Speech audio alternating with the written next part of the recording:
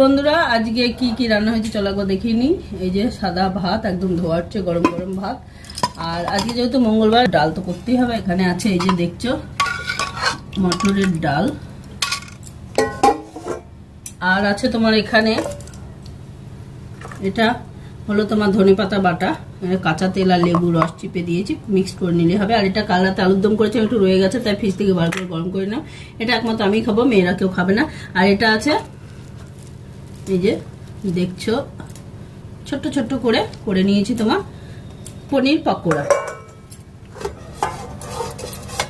আর এখানে আছে তোমার নারকোল দিয়ে চাল কুমড়ো, অনেকদিন বাদে হলো চাল কুমড়োটা। আর আরেকটা জিনিস আছে এখানে চিচিঙ্গা, নারকেল দিয়ে বেশ মিষ্টি মিষ্টি করে কালো জিরে আর কাঁচা লঙ্কা ফোড়ন দিয়ে তোমার চিচিঙ্গা ভাজা।